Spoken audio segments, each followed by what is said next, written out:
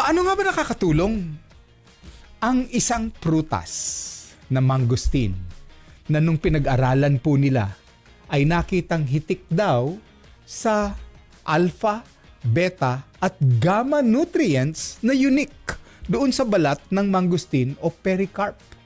Sa Canada, pinag-aralan po nila ito at gumawa ng mga tests dito para malaman ano nga ba ang benepisyo sa ating katawan. Anong koneksyon sa ating pinag-uusapan which is about stress? May picture number 10 po tayo direct. Para hindi galing sa aking bibig, galing po ito sa mga researches ng mga pinagpipitagang mga doktor at researchers and scientists.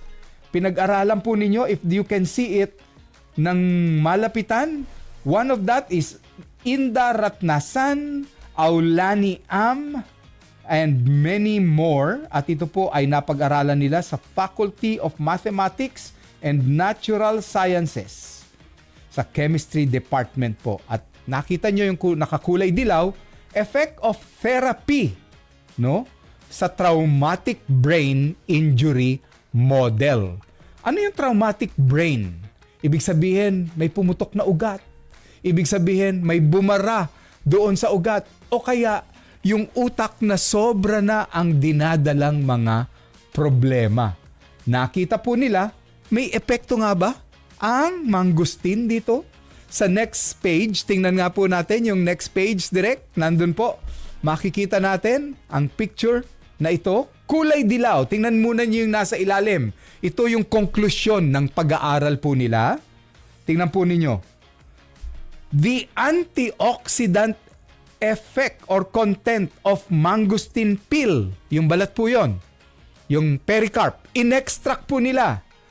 Kung makikita ninyo kahit maliit, doon naman sa bandang kanan, sa bandang itaas, inhibits the initiation process so as to prevent the formation of lipid or free radicals.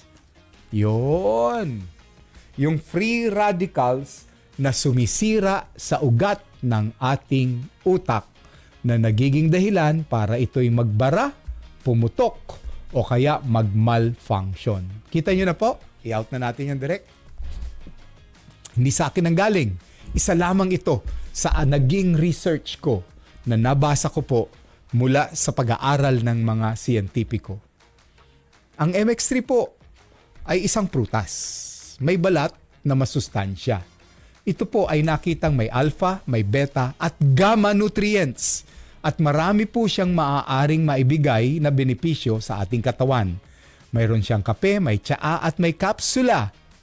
Hindi po ito pamalit sa gamot ng inyong mga doktor, ngunit napakaganda po na gawin nating habit, araw-araw bilang healthy habit ang pag-inom po ng MX3 capsule. At kung sakaling mahilig rin lang kayo sa kape, ipalit na po ninyo ang isang healthy coffee.